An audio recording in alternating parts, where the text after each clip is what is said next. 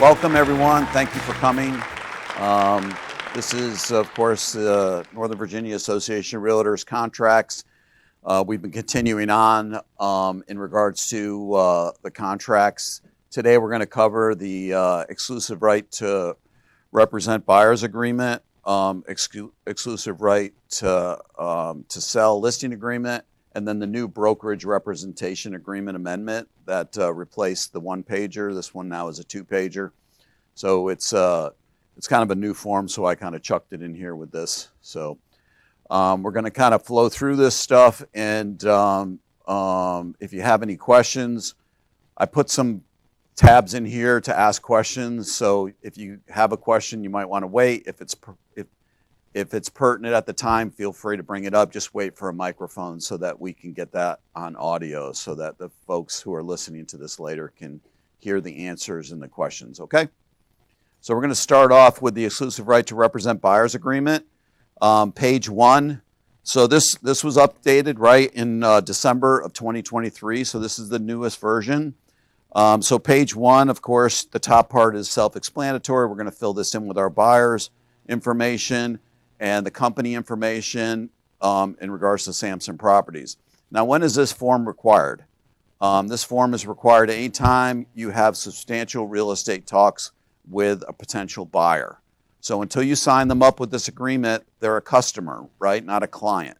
And once they sign on the dotted line, they're now a client. So anytime you're going to have subsequent talks about real estate with a client or with a customer, you want to have them sign up with this agreement. I see a lot of these agreements. We must be unbelievable realtors because we take people out and show them a property and they write a contract and they sign a buyer brokerage agreement all at the same time. So on the first time we took them out, we showed them a property, they wrote an offer, and they signed a buyer brokerage agreement. Or we're waiting, right? Or we're waiting a couple times until we get them to sign it. So just remember, if you're going to have substantial real estate conversations with your buyer, you're really supposed to have this agreement in, right? Because there's not a client until they sign a brokerage agreement. They're a customer, and there's certain things according to DPOR, right, in regards to what we can talk about with customers and what we can talk about with clients, right? So make sure that you have one of these agreements in place. It's for your protection, right? So remember that. So once we get it signed, right, it's appointment of the broker. So it's considered the services and facilities broker is hereby granted the rights to represent the buyer in the acquisition of the real property. Paragraph 2 is buyer representation. It kind of goes into telling the buyer what their representation is. Buyer, and these are good questions. I know in today's day of digital signatures, these are good questions to ask your buyer when you meet them.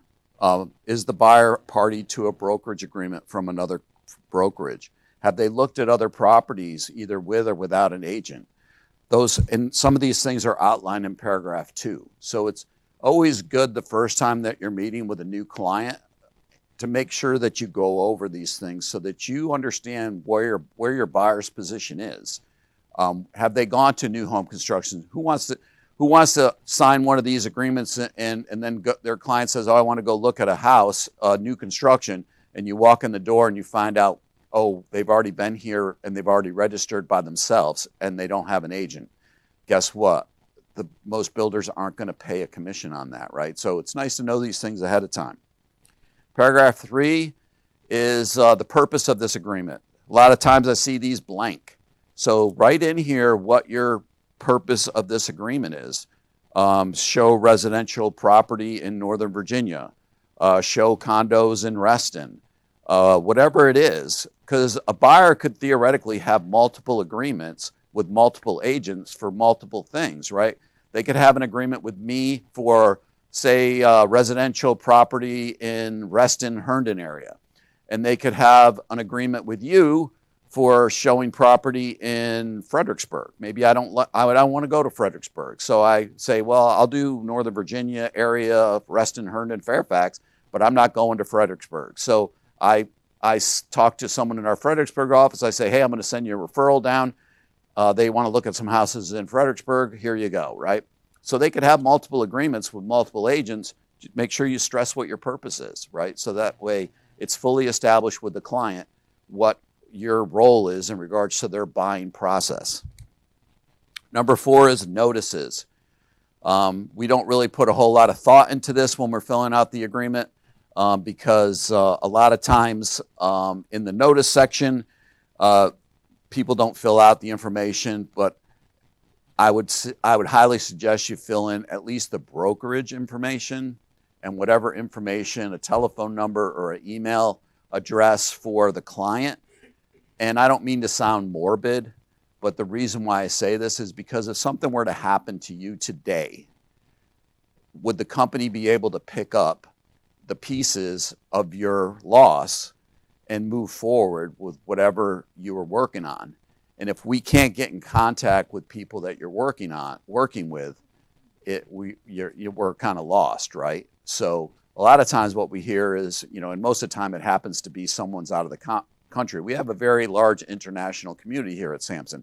A lot of our agents travel out of the country, overseas, whatever, and sometimes they lose touch with their clients for whatever area they're in. It may not be the best Wi-Fi, phone service, or whatever, and we get calls a lot of times, and we can't even find their brokerage agreements in SkySlope.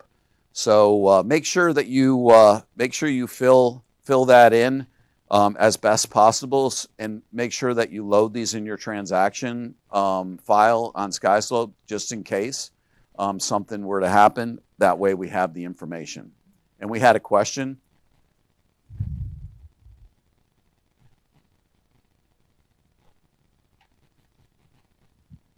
Hey, Steve, a question, because I wasn't sure here, what brokerage info goes there? Because it automatically tries to populate like my info or my office broker's info. What do you want in that space?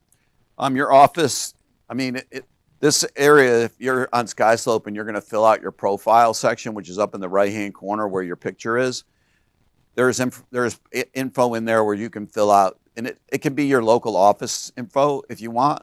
However, I would try and make sure that you at least put, as far as the company email, it can be either your email or whatever broker you're sending that to. And I would recommend using the Samson Properties email addresses versus personal email addresses for our brokers if they have them. But always put in as a work address the office number, right, for Samson. So either the 703-378-8810 or your local office. I think all of our numbers go to that one number, and we can branch that out to a specific branch if needed. But as far as the broker info, you can put that in there as well. I would try and stay away from, I always send people emails not to put my cell phone number in here, because some people will put my cell phone number in here. If you want your clients calling me directly to tell me how bad of a job you're doing, feel free to put my cell phone number in here.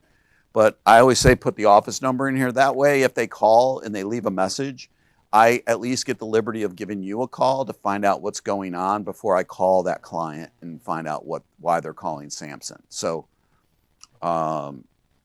yes. Hold on.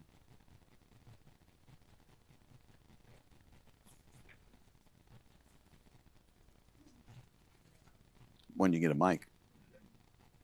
There you go. Well, previously, Steve, I thought the broker's information, emails of office, we just left the blank.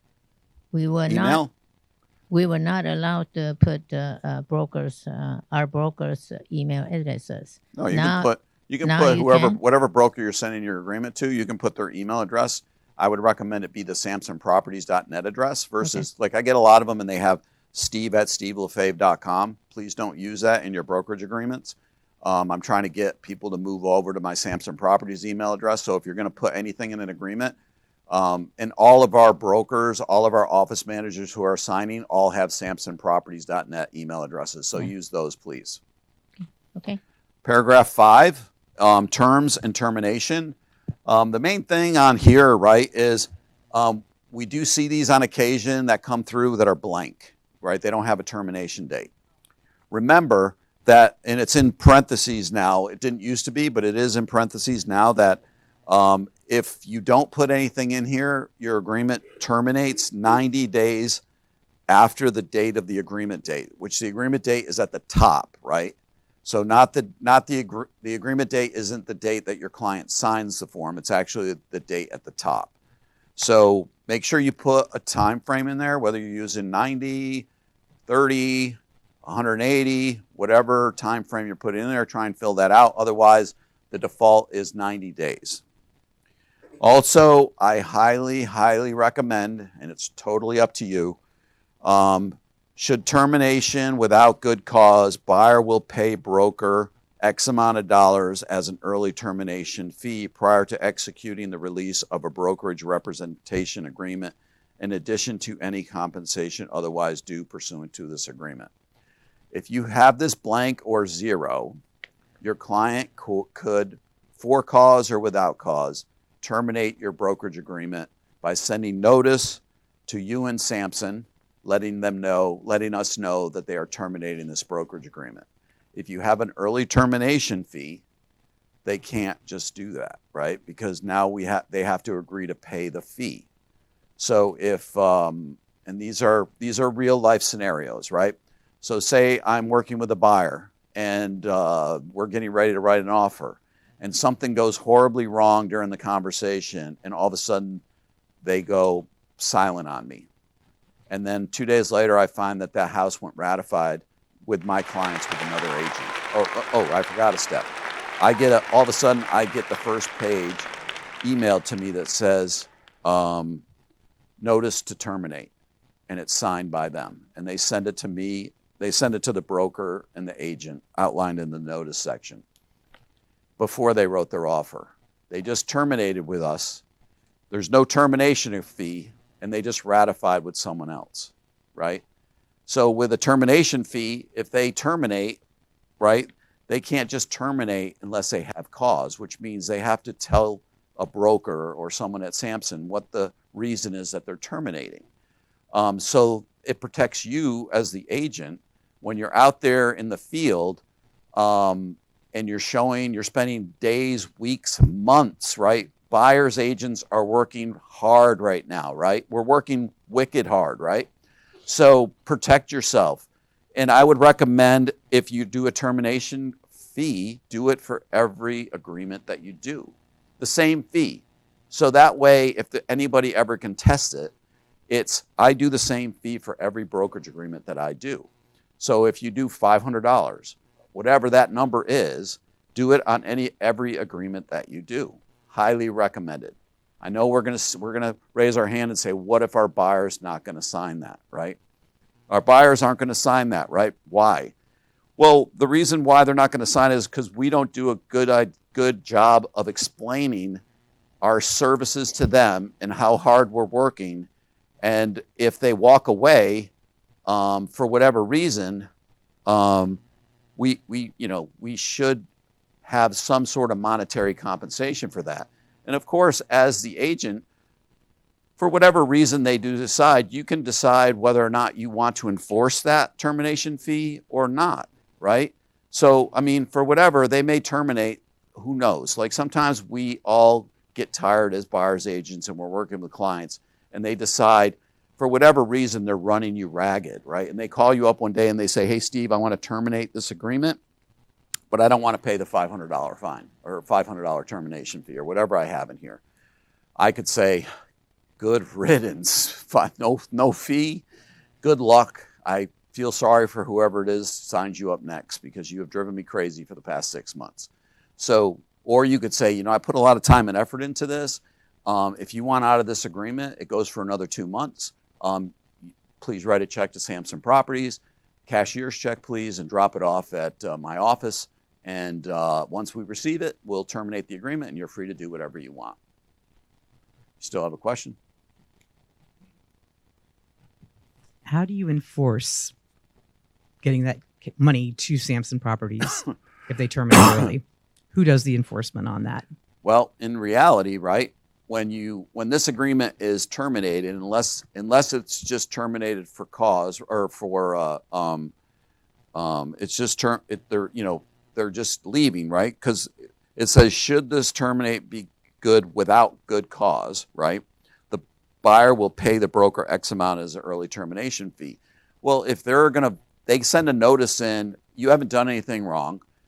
You have $500 in here. They send a notice in to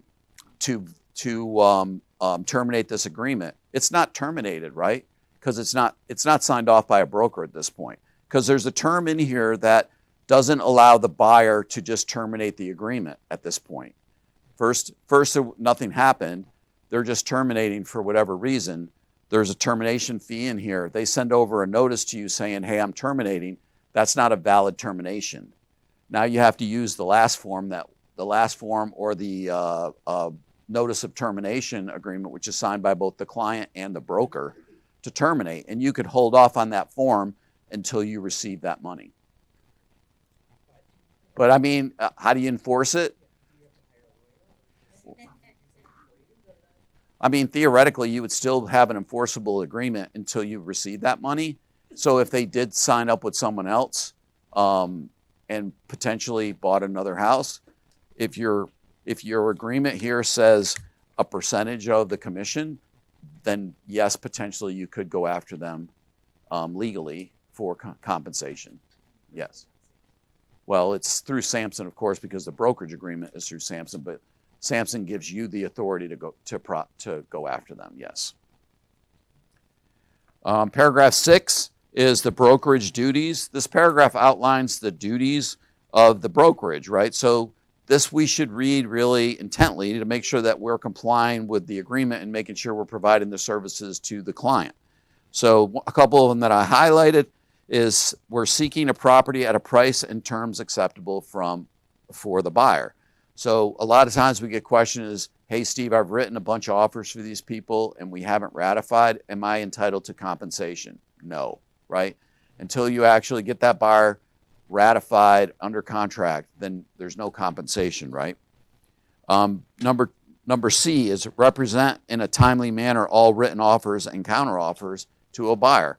I highlighted that because, once again, I'm going to go back to the fact that we are a very international company. We move around, we travel. Even myself, I go out of town every now and then. I always have backup. Always have someone to back up. So, and it never fails. The day you go out of town is the day your buyers want to write an offer. So have a backup. Number D is disclosing to the buyer all material facts related to the property or concerning the transaction of which they have actual knowledge, right? So if you have actual knowledge of issues with a property, we are required by DPOR and the NVAR Code of Ethics to disclose any defects to the property that we are aware of. So that's one of our duties. We're also supposed to account for any money in a timely manner. And that goes for the money when we write a contract and our clients have to deposit earnest money deposit. Just because the contract says that the client has 3 days to deposit with whomever, Cardinal Title, Samson, whoever that money is going to, we have to oversee that, right? We are obligated by the Code of Ethics to make sure that that part of the contract is taken care of. And what happens if our buyer doesn't do that, right? We have to make sure that we notify the other side so that they are aware. So if we're not tracking that and we don't know, we haven't done our job, right? So that's part of our job, right, is to make sure that any money is accounted for and gets to where it's supposed to go. The broker will maintain any confidentiality of the personnel or finance information and other material identified as confidential by the buyer if the information is received from the buyer during the brokerage relationship. So if you receive any information about this particular buyer and you're supposed to keep that confidential. Now say you have that, there's a caveat there, right? So anything that you receive during that brokerage relationship, you are required to keep confidential. So say I know things about you as a buyer, somewhere along the line, our agreement gets terminated or it expires, and then I have a listing. I have a listing, and I put a listing up, and you come in as a buyer with another agent. Well, I may have learned some confidential information. I am not at liberty to share that with the seller. So because we had a brokerage relationship over here, now you're working with someone else. I have a listing now. I am not at liberty to disclose to the seller your financial information, whether good or bad, okay? Paragraph 7 is buyer's duties. So this outlines to the buyer what their duties are. We have duties, the buyers have duties, right? I mean, I would highlight this in every brokerage agreement I have with every buyer, because that way they understand that I have duties, they have duties, right? There's things that they have to do, right? So make sure, I'm not going to go over these one at a time, but just make sure that they read through this stuff and understand what their duties are. Paragraph 8, of course, is probably going to maintain most of the topic of this class today, right? Because paragraph 8 is compensation. The first part is fairly easy to get through. It's the retainer fee. Most people don't charge a retainer fee, but you are or can charge a retainer fee. And that retainer fee would be deposited with Samson, just like earnest money deposit. And then that money would get funneled to you, just pass through, right? And then it either will or will not be subtracted from any compensation that's due via this brokerage agreement. So once again, I'll use the same thing for termination. If you're going to charge a retainer fee, charge all of your buyers a retainer fee, just like termination fee. I wouldn't pick and choose. Why? Because if you pick and choose who you're going to do this stuff with, there's a potential fair housing issue, right? So you charge all a certain class a retainer fee, or you charge all,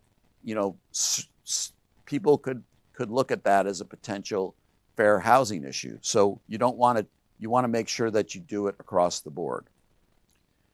Paragraph B, this is the broker fee. So you can either fill it out one of two ways, either with a percentage or a dollar amount. So you're going to check that box, and you're going to say, buyer will pay compensation the amount of X percent, or a fee, 10,000, 5,000, 20,000, whatever number you put in there, right? Now we like to put in as per MRIS. We like to put 0. We like to put NA. We like to leave blank. I would highly recommend, since September of last year, and all the things that are going on behind the scenes regarding buyer agency compensation, that you let your buyer know your value and get paid accordingly. So and that can vary, right? If I'm out showing a $300,000 condo and I'm going to show a bunch of $300,000 condos, I may charge 2% minimum. If I'm out showing $1 million properties, I may decide that 1% might be okay, or a flat fee might be okay, depending on the level of effort and work that I'm going to have to put in. So I may decide, based on the buyer itself, what level of compensation that I think I need in order to get this through to the finish line.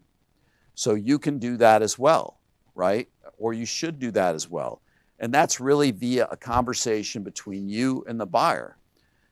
People will say all the time, well, Steve, if I put 2% in there, or 1%, and the MLS says 2%, what do I do with that last percent? Who gets that? Well, I always say, read the rest of the paragraph, right? I don't know, are people old enough here to remember Paul Harvey? He used to have a radio show, right? And he'd tell this story, elaborate story. And then he would stop it in the middle.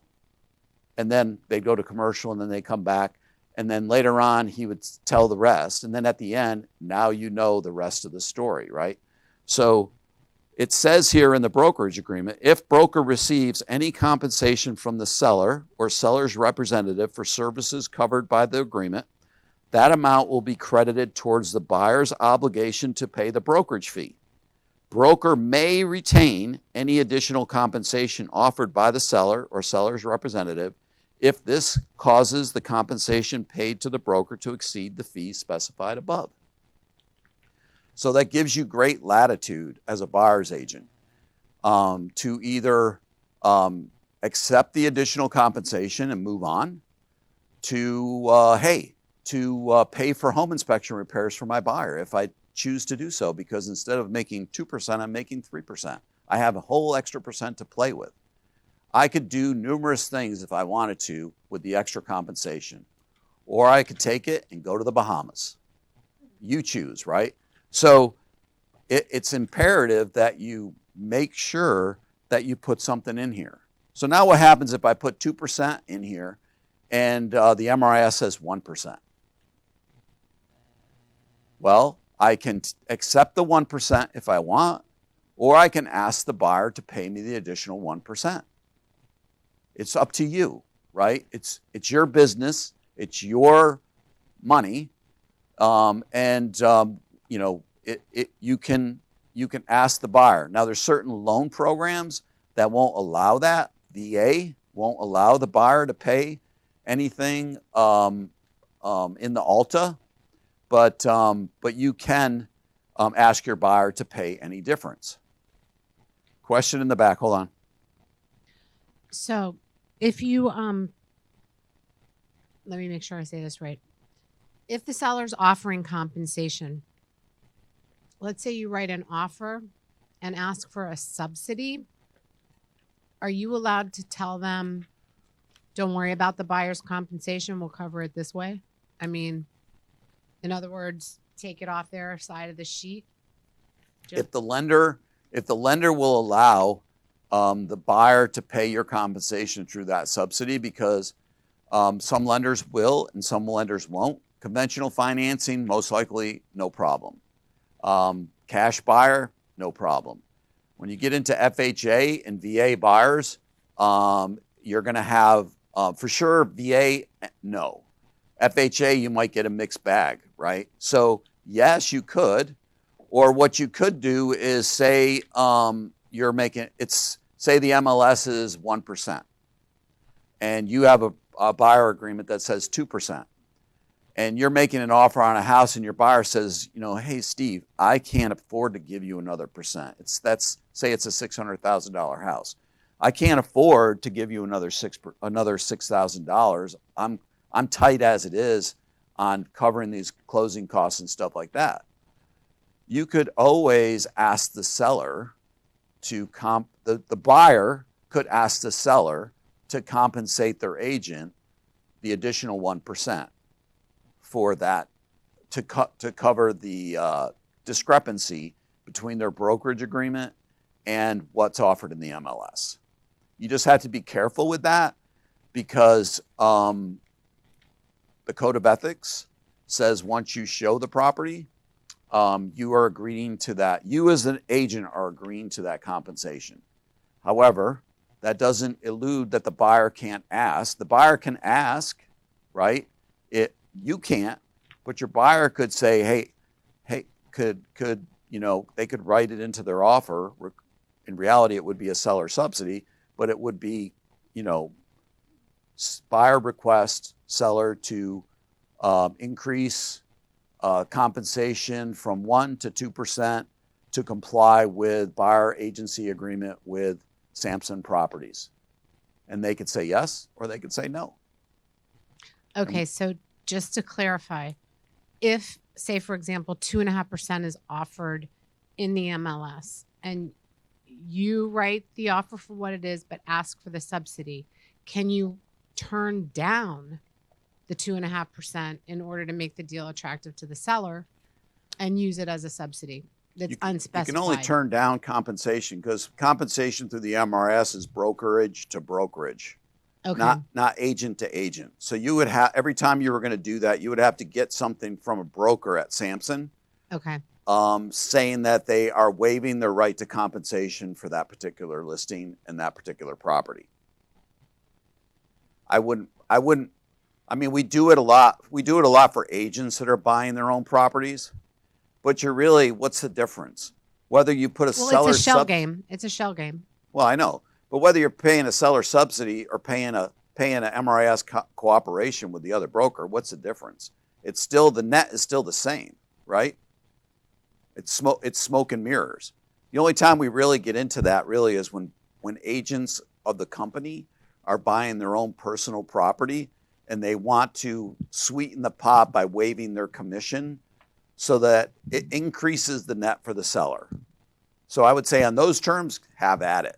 You know, call broker, call Mike, call myself. We can zip an email off to the listing agent saying, hey, we're waiving our compensation to this particular property in order to help the bottom line for our agents. But I don't see how it would help you in a scenario where you're asking, you know, I'm going to say if there's a $15,000 commission and you've got a $15,000 seller subsidy in there, and then you're going to waive the commission. It's the net is still the same, right? But Hey, Steve, so I was just wondering, I usually put 3% or as listed in the MLS. And wouldn't that cover both? I mean, 3% or as listed in the MLS, you could do that. But I always kick an email. I've been kicking emails back saying, okay, that's great, but what if MRIS is 0? well, then I can get the 3% or the Or- MLS. Yeah. Or it's 3% or. As listed in the MLS. Right. So it's really up to me what I want from that buyer. Well, your buyer could argue that the MRIS is offering 0 and that's what I'm paying. Mm-hmm. The buyer could argue that. I mean, so I mean, we're trying to get people away from referencing the MRIS because it's a trap for you. Because and I posed the question numerous times to agents. I don't know, some may be in here today who have sent agreements in that say either as per MRIS or that terminology, and I ask them what happens if your buyer happens to fall in love with a property that's offering zero compensation. And if you're okay with working for free, that's fine. I think it's okay. I mean, pro bono work is great, right? But I would try and refrain from because there's already terminology in here that says that you can accept the offering from the MRIS. I wouldn't leave anything in there that gives the buyer the thought pattern that whatever's offered in the MRS is going to be okay. So we used to preach that. Used to be, the terminology was, 2.5% or 3% or as listed in the MRIS. Well, most listings at that time were 2.5% or higher. Now you're starting to see a mixed bag.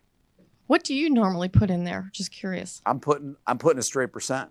And like I said, I'm doing it as my client, and I'm working with several buyers currently, and it depends on what we're looking at. So if we're looking at price range, like currently I've got buyers looking in, say, the $500 to $600, $700 price range, I just put a flat 2%. So if I was working, maybe if I was working with someone in a higher price point at the current time, $1.5 million, whatever, I may do a lower percentage based on the fact that I may get paid, I'm going to get paid a higher commission. I mean, some people are doing flat fees. So every job that you're doing is worth, $10,000. I'm going to represent a buyer. $10,000 is my flat fee for every buyer that I represent. You could do that as well, and just put that in the second paragraph as $10,000. Well, I'm just curious because too, like I know I've put that in there for my clients, but I'll put a percentage from now on. But my thing is, what about when you I'm still kind of confused. It's not clicking in my brain. Like when you go to a builder, a new builder, and they're like offering $5,000, Right. and it's a $800,000 home. Right. How do you get around that? You can either accept what's offering, or you can ask your buyers to pay more money. Or, well, it's happening. It's happening, right? I mean, we have agents here at this company that charge, we have agents here at this company that charge 3%. It doesn't matter, 3%. And if they get paid less, their buyer kicks in the rest of the money. Why is that? Because they've shown their buyer the value that they add to the process, and they're worth it. And that's and where we're really going on this, right? This is a paradigm shift. Mm-hmm. For years, we have had the luxury of saying, well, the seller pays my commission. I get paid from the seller. Well, in reality, that hasn't been true. The buyer is the listing company is putting a commission. They have a total commission, say 6 potatoes, right? And from those 6 potatoes, they're going to offer out 3 potatoes to a buyer agent. So in reality, the seller is paying the listing company 6%. The listing company is deciding how much they're going to offer out in compensation. So we really get paid from the listing company, not the seller. So we have for years given the impression that we get paid from the seller when we really don't. We get paid from the listing company. They have decided to incorporate in their commission, in order to attract buyers, they're going to pay out a certain portion of their commission through the MRIS in order to bring in potential buyers agents in order to facilitate the sale of that house. Why? Because it's better for their seller. Do you think think about it in reality. The market's hot right now. That's great. But if the market settles out a little bit here, where do you think these zero compensations to the buyer agents are going to go? In the trash can. We're already hearing rumors now from agents out there that buyer clients are saying, I don't want to see any properties that aren't offering, you're charging me 2% in here. I don't want to see any properties in that are in the MLS that are paying less than 2% because I don't have the money to pay you more than 2%. We're already hearing that. So as a seller, that would concern me. Why? Because if I'm going to put my property on the market, I want it out to the masses. I want to get the best price. So just because someone can't pay the extra fee out of their pocket doesn't mean they don't have the loan capability of giving you the best price. So is it worth saving $5,000 or $10,000 paying your listing company to get your house in the MLS offering zero compensation where you may lose potential buyers and get maximum price for your property? Steve LaFave thinks not. So those are the type of questions I have with my seller when I'm sitting down at a listing appointment and we're talking about compensation. I look at the neighborhood. We're getting a little ahead of ourselves, but I look at the neighborhood and kind of give them a pure picture of what's going on in their current neighborhood, including buyer agency compensation. Okay, so then if you have a buyer that's a VA buyer and you have in here to pay me 3%, You're in trouble. yeah, so then they can't pay me 3%. Right. That'd be correct. So then what do you do? Well, as far as a VA buyer goes, you're pretty much in most cases, okay, a VA buyer is you're in a scenario where that VA buyer cannot put compensation on the Alta, right? But there are VA buyers out there that have plenty of capital, right? I'm not saying they should pay you outside of the Alta, but there's ways to work it, right? But and a VA buyer, in reality, what it does is it limits. A VA buyer right now is bad enough. But now if they have to pay their own compensation, it's even worse for a VA buyer. That's the truth of the matter. There's no skirting around that. So as far as buyer agency goes for VA buyers, they were already at a disadvantage because of certain rules already in a VA loan program. Now the fact that an MRI, a listing can have, say, zero commission, it puts that VA buyer in a bad position. You would have to figure out a way to work that into your offer, which would put that buyer at a severe disadvantage. Behind you. Hold on. Hey, Steve, one quick question. I have 2 questions, but one is on the compensation, if it's less than, I put 2% and it ends up being 1%. Do we need any approval for that? I mean, No. it's changing the agreement. No, you can accept that. Okay, so back to the VA buyer. So I'm glad I'm here today because I'll explain that differently. I just said, if it's less than my 2%, you would be responsible for the difference. We can add it to closing costs. Well, now obviously we can't do that.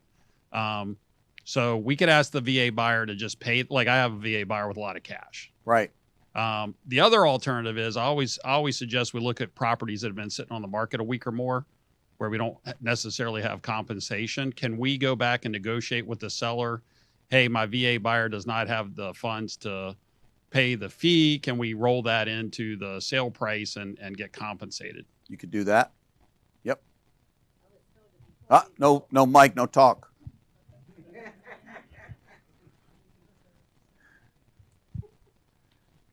I was told not. I was told before you go short. Otherwise, you shouldn't. Right. It's still the same way. Well, according to the Code of Ethics, you are correct. Okay.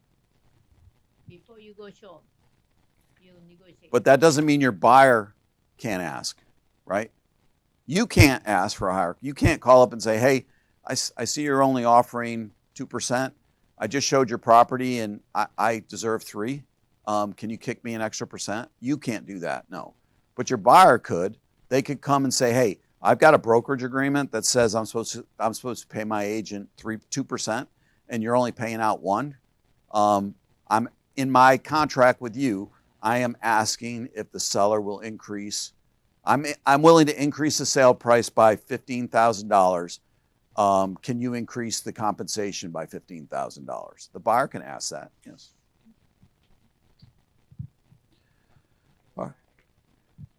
Uh-oh.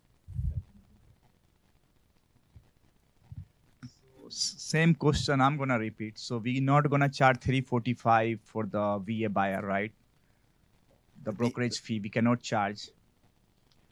The VA buyer cannot pay the $345 So fee. the only way to get the money from VA buyer is to negotiate with the seller, with the permission of buyer. Correct. Thank Now, you. we have had VA buyers that have paid the $345 outside of closing, but it can't be on the Alta. The lender won't allow the $345 fee on the Alta. Thank you. All right, continuing on with this compensation paragraph. The broker fee will also be earned, due, and payable by the buyer under either of the following circumstances. If within X amount of days after expiration of the buyer early termination of agreement, buyer enters into a contract to acquire real property of the type discussed in the purpose paragraph, unless buyer has entered into a subsequent buyer-broker agreement with another company.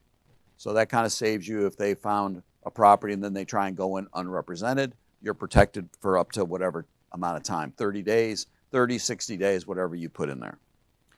If having entered into an enforceable contract to acquire real property during the term of the agreement, buyer defaults. So if the buyer enters into an agreement, ends up defaulting, you could be due a compensation.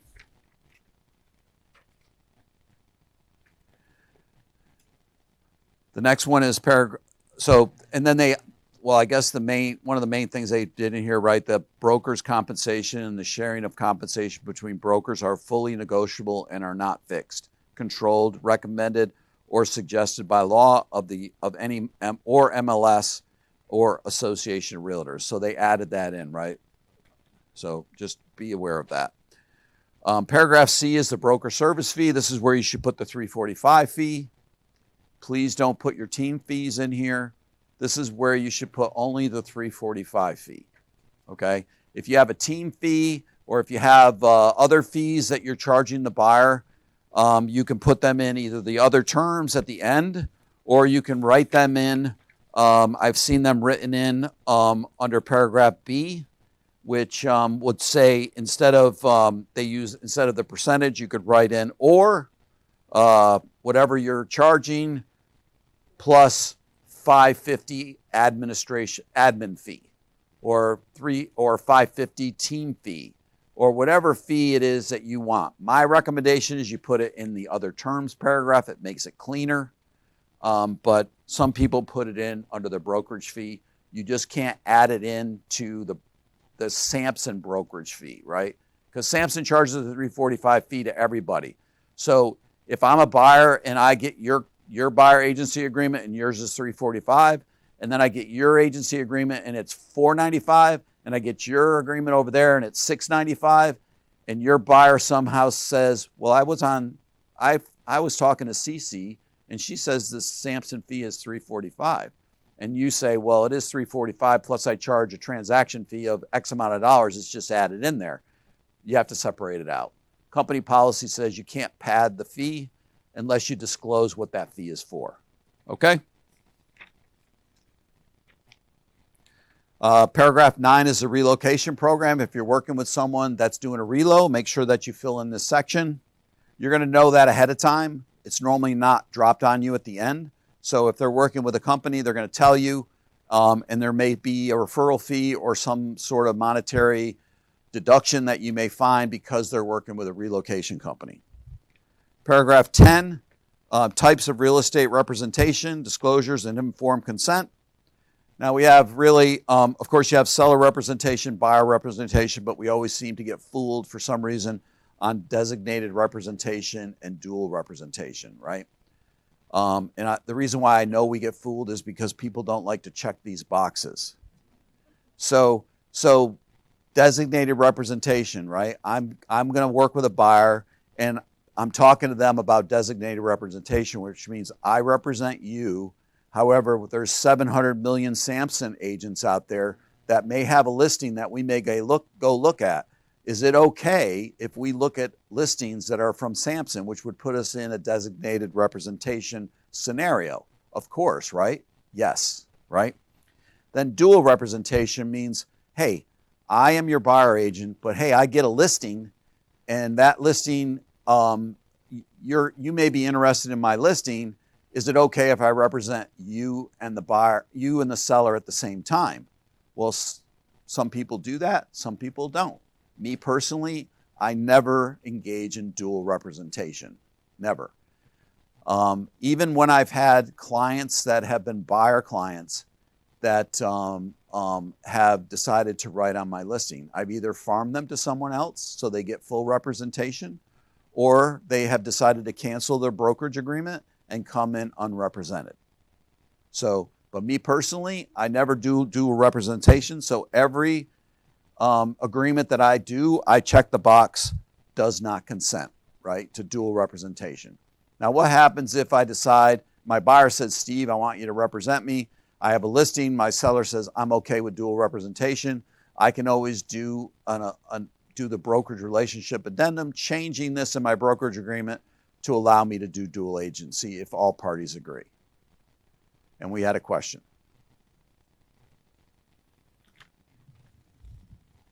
Hey, Steve, last year when I first joined, I think my broker told me that we don't allow dual representation, but I don't remember if that was on a lease or on rentals. On rentals, okay. So company policy on rentals, no dual agency. Don't allow it, prohibited, don't do it. So you may have gotten or may get an email from me on a tenant rep agreement or a lease, exclusive right to lease property listing agreement that says, hey, I noticed you have the box checked. Just an FYI, Samson doesn't allow this, so please don't do it. After 3 times, it's kind of like you get 3 get out of jail cards, and then on the 4th one, I normally will say, hey, I'm not going to sign any more of these. You have to fix it, right? So, but no dual agency on rentals. So on dual agency, if I decide to cancel the buyer agreement, can I charge them administration fee for filling up the offer or something like that? Or so they're no more they're no more. I'm not representing them. I am the listing agent. Oh, okay. I got you. Can I ask the buyers to pay me administration fee in some money for doing the paperwork for them? Well, the 345 fee, right, Samson? If you are the listing agent and Samson and the buyer is unrepresented, the Samson still charges $345 for both sides. As far as whether you're going to charge an administration fee for that, that would be totally up to you. If the unrepresented buyer agrees to it, you can charge whatever you want. However, as an unrepresented buyer, I would say, well, who's getting the 3% that you're offering out to a buyer agent? Aren't you already getting that? So be ready for that to come back at you. And but you can also use that money to negotiate your deal. So if I have a listing for 6%, and I have an unrepresented buyer, which puts Samson in the crosshairs of making 6% because there's no buyer, it also gives you the flexibility as a listing agent to do what you may want to do with that extra commission in order to facilitate the deal. Okay? I always write that if I have an unrepresented party, I have them sign the disclosure for unrepresented parties, and I put a text box in SkySlope that says, Samson still charges unrepresented buyers $345 admin fee to be paid at settlement. That way they see it, they know it, it happens, they pay it. Otherwise, if you don't collect it, it'll come out of your commission when they process your file. Make sure you're in compliance with fair housing. 12 goes into buyer default. The main thing in here that I want to make sure that you understand is the broker's duties under termination. In the event broker terminates agreement prior to the expiration of the agreement, the broker will promptly deliver to the buyer copies of all contracts and other instruments entered into on behalf of the buyer. Broker may retain copies of such contracts and instruments for their own records. So make sure if there is a termination and there's forms or whatever that haven't been received back to the buyer, you are supposed to provide those back to the buyer. Paragraph 13 is attorney's fees. It always comes up this paragraph only comes up when you get into problems in your contract. The buyer may say, hey, who pays for these? Does Samson have an in-house attorney or counsel that I can confer with? The answer is no, we don't. If the buyer gets into a position where they need legal representation, we do have a list of recommended attorneys that we can offer out to them. However, that is outside of the terms of this contract. Number 14, make sure you note whether or not they are an active or inactive real estate licensee. Definition just goes into a bunch of different definitions, a couple definitions in regards to agency relationship and brokerage relationship. And then paragraph 12 is the big disclaimer clause in regards to, hey, we're not tax attorneys, we're not home inspectors, we're none of those. So make sure that you hire the appropriate professionals. We can give recommendations, but we're not these people. There's a Megan Law disclaimer. Wire fraud, there's one in here. There's also the single wire fraud sheet that we require to be signed by our clients as well. And then service referrals, just because we're giving a client a referral doesn't mean that we're getting, we're just giving them a referral based on they do good work or they have good prices or whatever. If you are getting money from those referrals, you're supposed to disclose that fact. 17 is miscellaneous. And then 18 is the other provision paragraph, which I was talking about earlier. If you have a fee that you're charging as a team fee or something like that you want to write in here, you could do that in here. The last paragraph is the paragraph for signatures and the agent contact information. Please put your own contact information in here. I get a lot of these that have my name in there, and I don't really want to be your buyer's contact information. So put your information in there, and then the broker underneath their information. Once again, please don't use my cell phone. Please put the office number in there. Any questions on the buyer agency agreement? All right, you guys are awesome.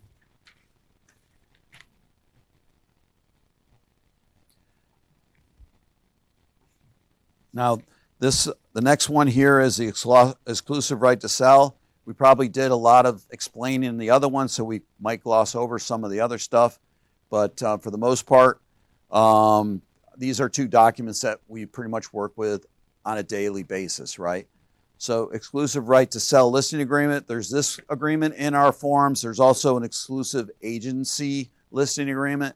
Please don't use the exclusive agency listing agreement. The agency listing agreement allows the seller to find their own buyer and not pay a commission. So if that's okay with you, feel free to use that. We want you to use the exclusive right to sell listing agreement. Why they're both in there, I can't really tell you.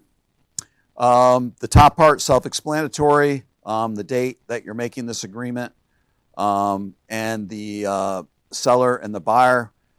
I'm going to first talk a little bit about the agreement date up here at the top, right? So we're filling out this agreement. We fill this agreement, right? Bright has new policy now that if it's not in the MLS within 2 days, we have to have them sign the office exclusive agreement, which says that we're doing an office exclusive until it goes active in the MLS. So say today is March the 6th. I'm signing this agreement up today. My clients are going to sign it today. However, we're not putting the property up in the MLS as coming soon until April 1st. Well, they would have to sign the exclusive off-market agreement, and then we would have to upload that into Bright as we add a listing, just like we would normally, and then you would put that in Bright, and then somewhere around, then you would change the status from an office exclusive to coming soon, active or normal coming soon on April 1st. So the reason why I bring this up is, right, it's 2 days, right? And nobody wants to get the $5,000 fine, right? We all work hard for our money, right? So who wants to pay $5,000? Show of hands. Anybody? No. So the key here is once your clients sign this agreement, okay, whether it's signed by a broker or not, once it's signed by the client, you have 2 days to either put it in as coming soon, active, or as an office exclusive. Otherwise, you could be subjected to the $5,000 fine. So repeat after me. You have 2 days from the time your client signs this form to either have it in coming soon, active, or as an office exclusive. Yes, ma'am. So say you send it to them on the 4th of April, but they don't sign it till the 7th of April. Is it the date that they sign it or the date of the agreement? Our company says that the date it's signed by the clients, you have 2 days from that date. Okay. That's what I wanted to make sure, because sometimes you send it to them and they don't always sign it right away. Yes. Sorry about that. This question actually came from someone else, and it's about the legal ramifications. Well, if they're not here, they can't. Well, I'm sorry, Oh, but I'm sorry. I want to know I'm just too. She We don't take questions from people that didn't show up. she's at the other class at Tyson's, so I can't hear that answer from here.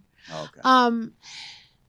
Legally, it's no longer office exclusive if it's going into the MLS. Am I correct? So are they almost acting like a broker in this way, and that we have to submit our paperwork to them? I mean, I don't really. So can other agents see the office exclusive listing in the No. MLS? Okay. No. So say I have a listing. I sign it up today. My client wants to go coming soon, April 1st. They don't want any showings. They don't want any bother. They don't want anything until April 1st, right? They don't want nothing.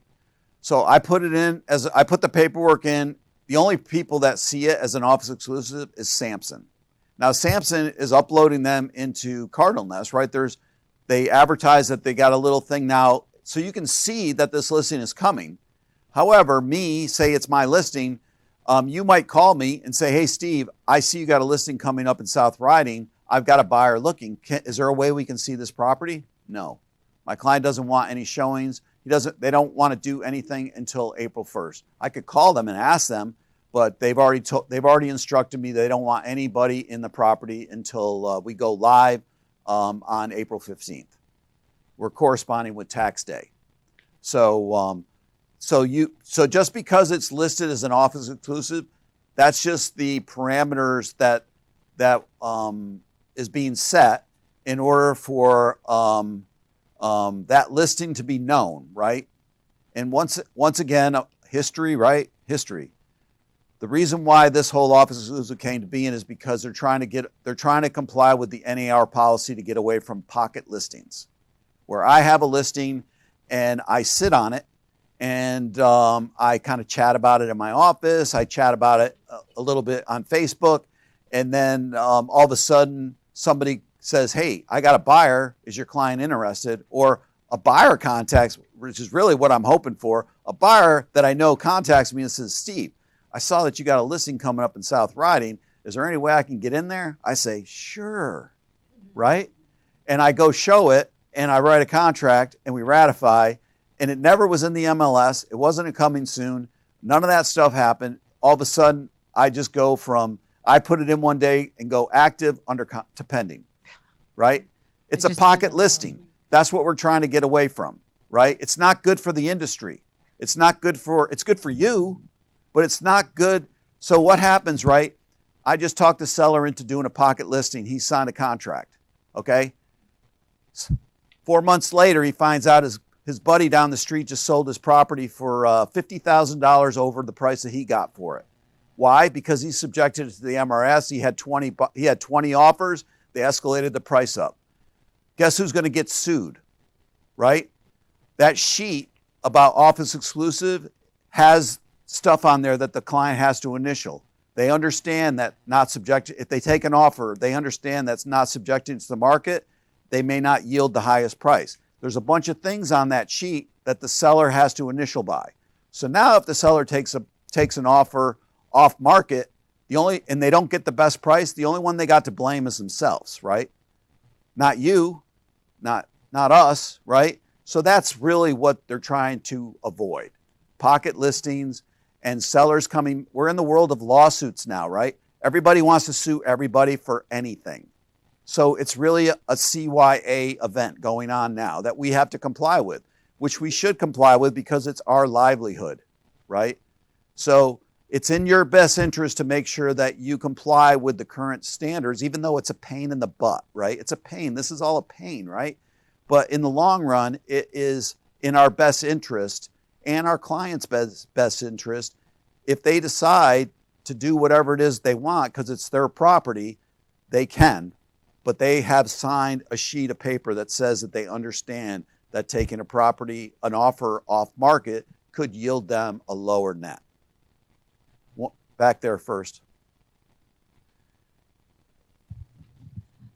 So if they do a coming soon, though, they don't have to sign it office exclusive, right? If you put it in coming soon status within 2 days, right? Yes. And then what if for some unforeseen reason they're like, "Oh, can we take it off because I'm not really ready?" Then do they just do a temporary withdrawal then? Or yeah, they would just go temp off. It's not going to be count against us or anything like that? They would go temp off. Right. And then from there they would go. Okay. Now, me personally, I'm not a big fan of 21 days coming soon.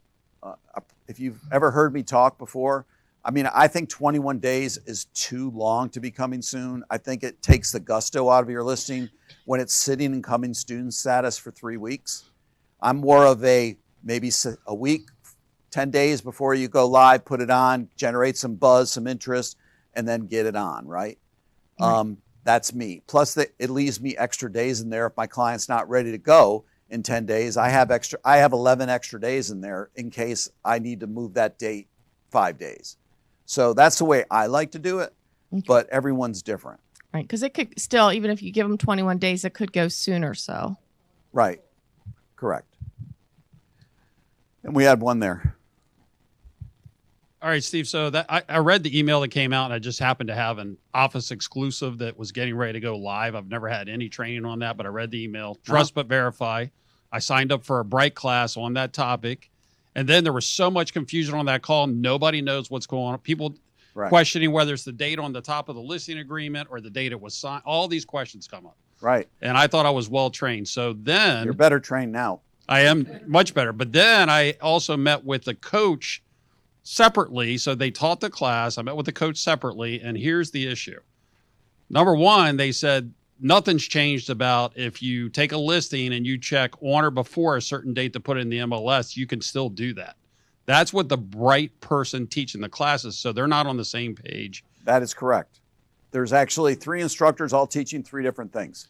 And then on top of that, so we're gonna get to the bottom of it. Right. Currently, we're going off of what came out initially in January. Gotcha. So we're currently going off of that. However, currently there's several people teaching from Bright, but they're all teaching different things.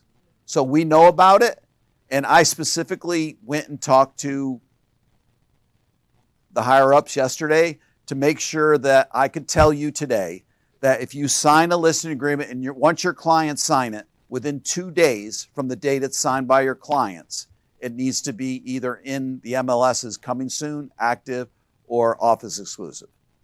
which I did, yeah. Which is what the company is. Our company is telling our agents, in order to protect ourselves, this is the best way to do it. And then the second part of that was, so I was told by a broker, well, now you don't get credit in the MLS. So what you can do is you can do an office exclusive. And if you happen to get an offer, you can then just make it regular pending and active. And they said that is absolutely not allowed. That would be correct. But the broker, so even someone in our own organization was confused on that policy as well. So there's just a lot of misinformation on all this. So I wanted to share that today. Well, if you're coming for the real deal, this is it, right? So if you have an office exclusive and you accept a contract off market, you as the listing agent cannot get credit for that listing in MLS. The buyer agent can. They can put it in as a comp after the sale is complete, and they can get credit for it. But you as a listing agent can't put it in as and get credit for it as an office exclusive. Now they may with the new system. I haven't put one in currently under the new system where you have to check the box that it's an office exclusive and it has office exclusive active, office exclusive pending, office exclusive sold. So I don't know if when you run your report at the end of the year, if those numbers are going to show up on your production report or not. Most likely I would have to assume yes, but I can't say up here today that yes, it is. But prior to January 1st of 2024, the only person that got credit for it was the buyer, whoever the buyer agent was. They could put it in as a comp. Hold on.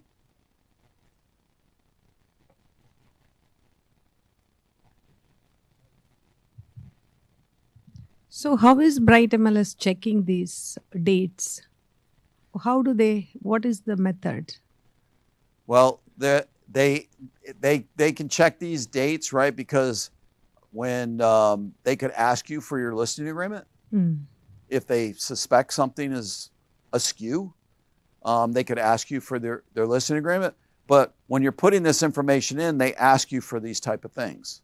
Okay. So when you're putting in your listing, it's going to ask you, what is the listing agreement date, right? So you have to put that in. Okay. So is it the ratified date the broker and the client signs? So what happens? The client signs and the broker is out of town and he didn't sign it for 5 days. Like I said earlier, the date that the client signs, once it's signed by the client, you have 2 days. The company says that they're backing, their policy is once it's signed by the client, you have 2 days to get it in the MLS. So what does the NVAR say? So this is very hard rule to follow. What does the NVAR say about this? We don't care what NVAR says. This is a company. The company is telling you for your protection. The reason is because, and I can tell you this for fact, right? She sends me her listing agreements to sign with a brokerage as soon as her client signs. He sends me listing agreements when he's trying to get paid from SkySlope. She sends me listing agreements when she gets a ratified contract. Y'all send me agreements at different times, right? So the only way we can come up with a date that works to protect you, right, is that if your client signs the form, you have to comply with the requirements, because everybody sends their stuff into a broker at different times. And every broker signs differently. Like I try and sign within 24 hours. Other brokers take 3 days. So we're all different. But the only thing that isn't different is a date that this agreement is signed by the client. Okay? Good to know. Thank you. You're welcome. All right, moving on, thankfully. So moving on here, right? So we got to fill out our property section. We got to fill out our legal description, anything in the MLS. You know, I always try and fill this out as completely as possible. We all have various forms of completeness, of course, but the more information you get here, the better you can fill in your agreement in MLS, right? Any notices? We talked about notices in the buyer agency agreement. Make sure you fill this out as best as possible. Your firm information, the seller's information. A lot of people here, if the seller is at the same address as the property, they just write address above or see above or something like that. That's fine as well. Paragraph 4 is the term of the agreement. Once again, I pointed out that if you don't put a termination agreement or an expiration agreement or a date, then it's 90 days from the date of the agreement date above. So if the agreement date above is whatever that date is, 90 days from that date. Things that don't work in here. 90 days from the date entered into the MLS. Please don't put that in here. TBD. No worky. Okay? So put a date in here, and if you have to extend it, use the appropriate amendment in order to extend that listing agreement date.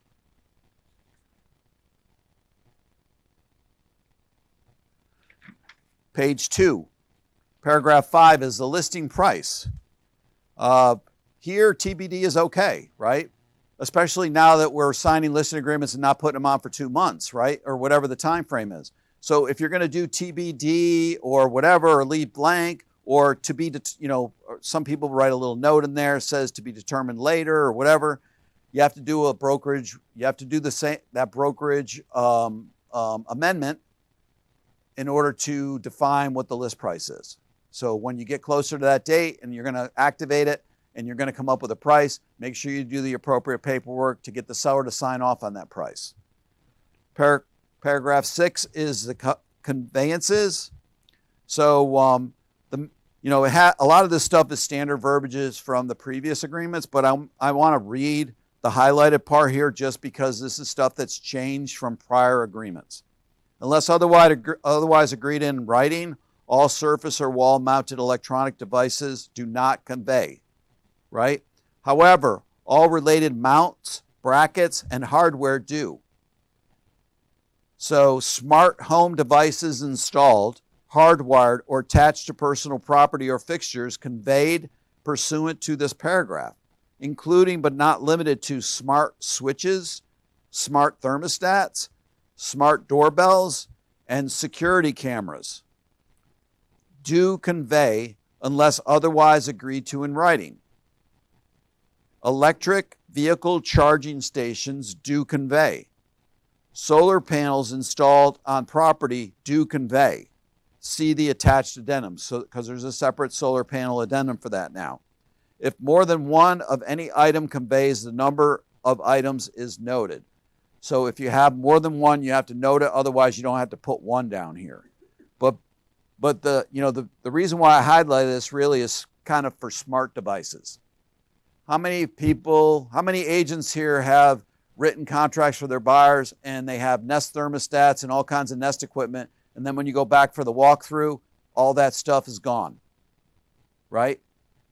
Not anymore, right? So make sure that you either when you're doing a home inspection or a walkthrough, like I note now when I'm walking through with a buyer on whether or not what it has. Nest thermostat, smart switches, whatever. I note those things on my listing when I'm walking through with my buyer. Why? Because I want to, when I go back somewhere along the line, if we get ratified, I want to make sure that stuff is still there because the contract now says that stuff has to stay unless otherwise agreed to. So that stuff's expensive. Nest thermostats are what? $250 to $325, right? Depending on which one you get. So make sure that you note these things.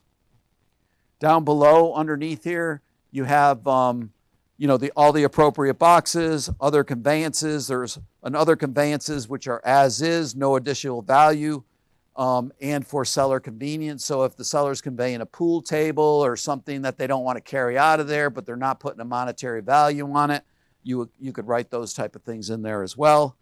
And then items that don't convey. Any as-is items, like a lot of times they may have an extra fridge in the garage. You may want to convey that fridge in the garage as is, or maybe a humidifier or dehumidifier. Those type of things you might want to convey as is, so you would mark those down there as well. Then whether or not you're going to market the property as is property or not. You would check that box. Unless you have a distressed property, all properties in Virginia are sold as is unless otherwise agreed to in writing. So if you're going to, I call it stigmatize a home by advertising it as is, it normally sets the buyer into a position as, why are they selling this property as is? Well, secret, every property in Virginia sells as is unless otherwise agreed to in writing. So it could net your seller a lower price, right? So unless you have like a property that's distressed, handyman special, those type of things, I would highly recommend not advertising that you're selling the property as is or marketing it as is, because it already is, right?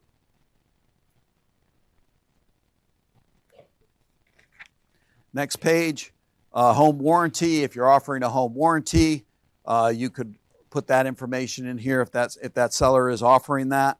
Paragraph 8 is utilities. Make sure you check the appropriate boxes. This is important, especially when you get into septic systems. So if you have a property that you're selling that has a septic system, make sure that you put in there that it's septic and what the number of bedrooms that it's approved for. So that way, if you're marketing, the problem comes, right? You're marketing a property as a 5-bedroom in the MLS, yet the septic system is only rated for 3. Potential problem for you when you get under contract. If you put it in the MLS as a 5-bedroom and you get under contract and then the buyer comes through and somehow realizes that it only perks for 3 bedrooms, they could come back and say this isn't a 5-bedroom. Yeah, it's got 5 rooms that could be used as a bedroom, but it's not a legitimate 5-bedroom because the septic field does not accommodate 5 bedrooms. Number 9 is your broker duties. This kind of promotes what we're going to do for our sellers.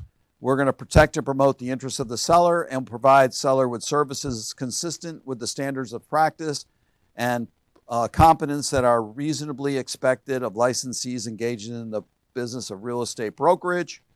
We're also going to act diligently to seek buyers for the property at the price and terms acceptable to the seller.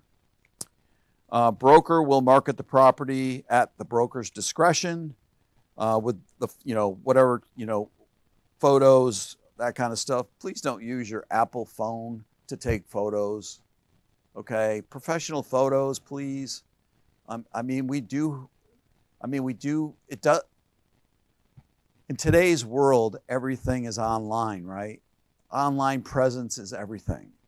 And believe it or not, have you ever skewered around other places like Florida and look at pictures of real estate agents' pictures in Florida? I'm like, oh my God, how do they get away with that, right? And they look like photos that were taken with somebody's phone.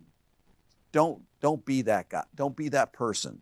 So professional, make it, the more you make it look good online, the more people are going to come through the door. We're going to present all offers and counteroffers. Are we obligated to present oral offers?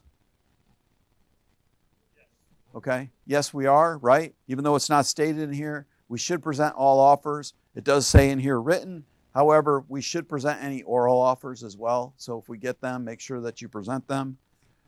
We're not required to market the property once we're under contract, but unless for some reason the seller wants it, still like pending or under contract, active under contract. And then the broker will show the property during reasonable hours. And then you're going to note what the showing instructions are for prospective buyers. Hold on a sec.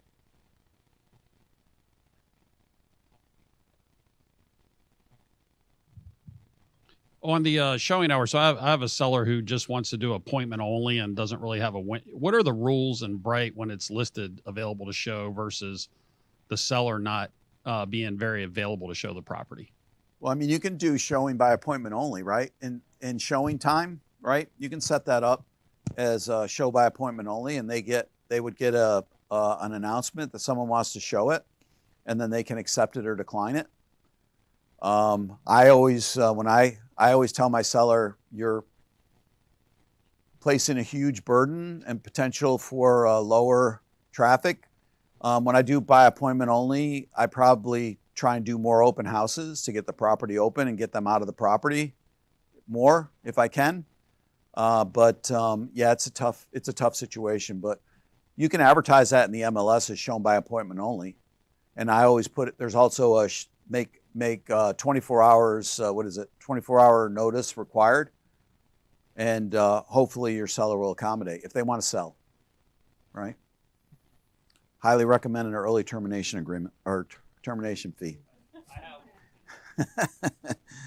All right, paragraph, continuing down, whether or not you're going to install an electronic lockbox or for a sale sign. If you're using a combo box, it is not an electronic lockbox. So if you're using a combo box, you should put that in writing somewhere else and get the seller's approval anytime you're putting a combo box on the property, because this definitively states electronic lockbox. So if you're going to use a combo box, make sure that it's agreed to by the seller. Marketing, MLS, internet advertising. So you're going to check the appropriate boxes here on whether or not it's going to be marketed in the MLS. I get a lot of questions sometimes where, Steve, I got a landlord that wants to sell the property to the tenant, and they're trying to figure out how to fill out this listing agreement.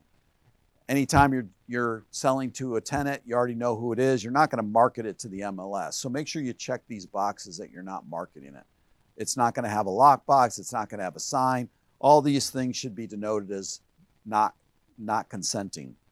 But if you are, you would check the appropriate MLS. If the seller authorizes broker to market the property, if the seller authorizes the property to market the property in MLS, broker will disseminate via MLS information regarding property, including listing, final list price.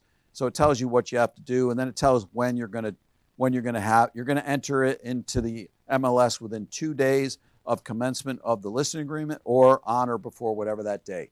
So nothing here changes, right? You're still filling this out the same way. I'm not putting this property on until April 1st, so I would check that box. However, MRIS policy now requires me to do the office exclusive, upload it in there. It doesn't affect the seller whatsoever.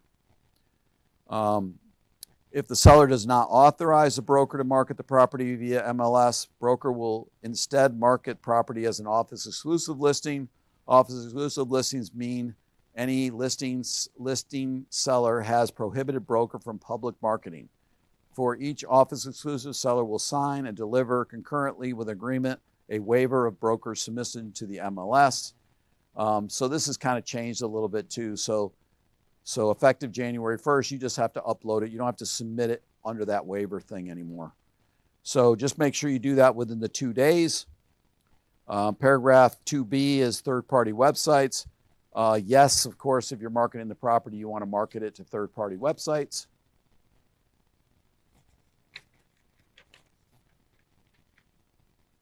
Man, I'm on the wrong way. I'm going the wrong way, man. I'm going backwards.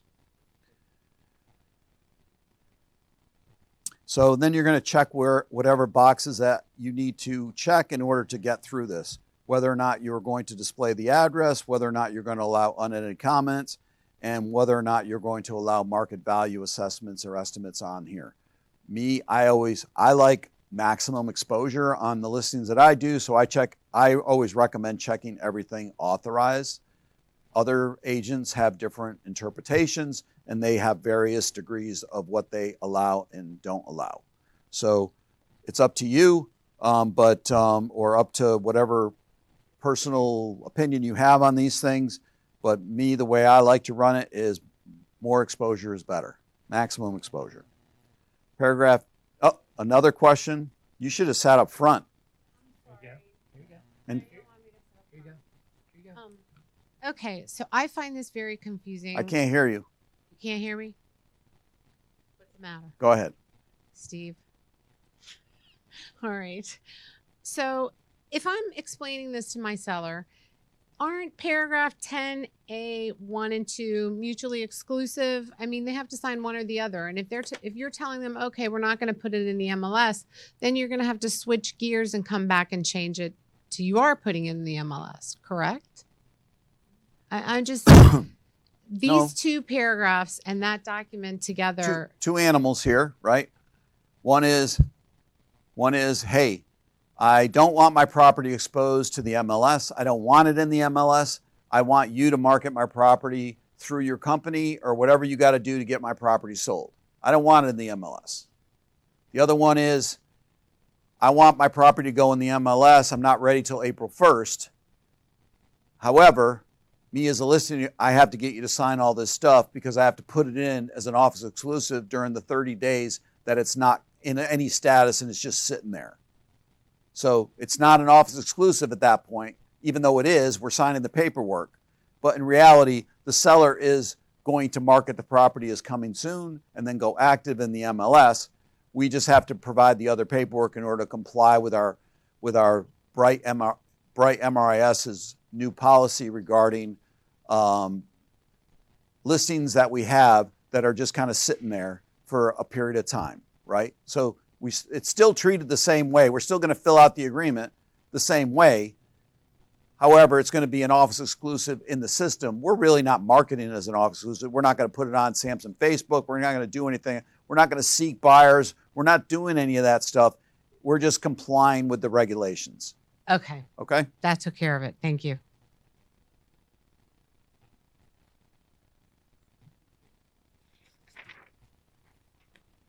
So D is coming soon. Whether or not they're authorizing coming soon, you would check that appropriate box, and then when that coming soon period is going to start and when the listing period is going to start.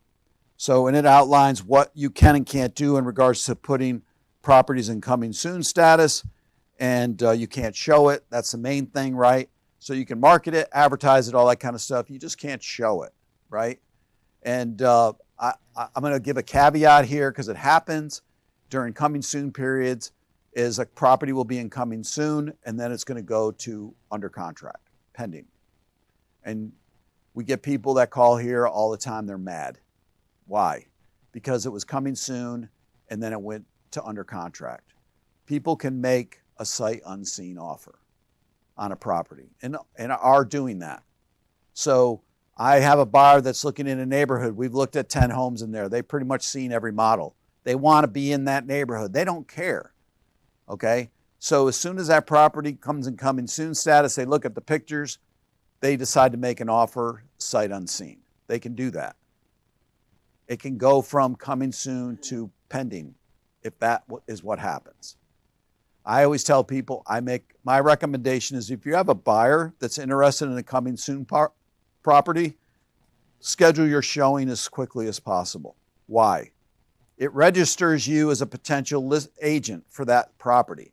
So if I do get an offer sight unseen, I can email out through showing time all the agents that have registered to show the property and notify them that, hey, my client has got an offer sight unseen. It looks like they might take it. If your clients are interested, please submit something by tomorrow at 9 a.m. And then otherwise, you're just sitting there on the sidelines wanting to play football, but no one knows, right? So make sure that they know, because in most cases, they allow you to start scheduling your showings, right? So you have the opportunity to schedule that showing, even if it's an arbitrary day, right? Your buyer doesn't know what day it's 21 days out, right? Your buyer doesn't know if they have that Thursday off or not, right? But schedule it. You can always change it or cancel it, but register, right? Yep. So I get an offer, sight unseen. I was trying to strategize how not to put it, because they a lot of times will want to see the property as soon as that we ratify. You have 1 day to put in MLS change of status. Can you just go to active at that point, so that they can come see the property and then we ratify after that? So you're not going pending if for some reason they just change their mind. Well, I'm going to take the high road, right? I'm going to take the high road on this, right? The Code of Ethics says says truth in advertisement, right? So if you accept it and ratify a contract and you don't update the MLS, even though the MLS says you have, 1 day, 2 days, or whatever their policy is, theoretically, you're not complying with the Code of Ethics if you leave it in coming soon status during a period of time that it's under contract, just so you can have buyers go in, right? And keep it in coming soon status. In reality, once you ratify with a buyer, you have a ratified contract. You should go to pending or whatever, or active under contract or whatever. And if you're going to put a contingency, me personally, I would allow buyers in. Yeah.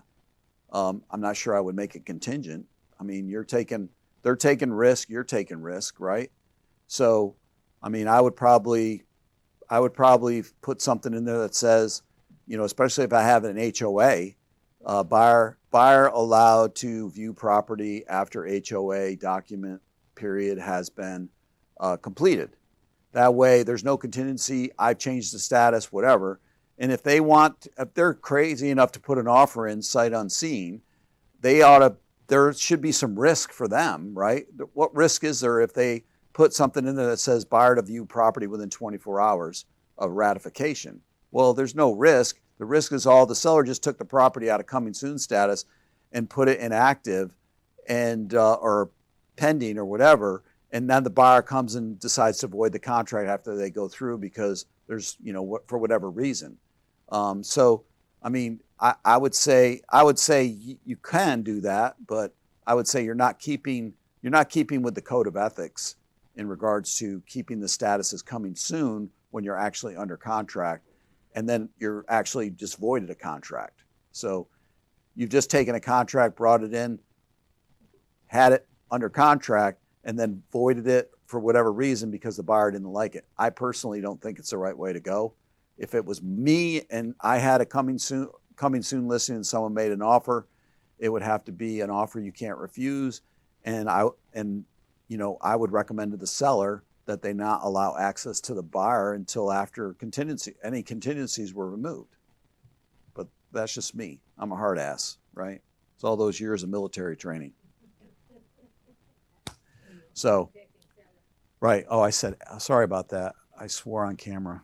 But, all right. Well, I hate to tell you this. I am going to cut it here and finish up paragraph 11 to the end next time.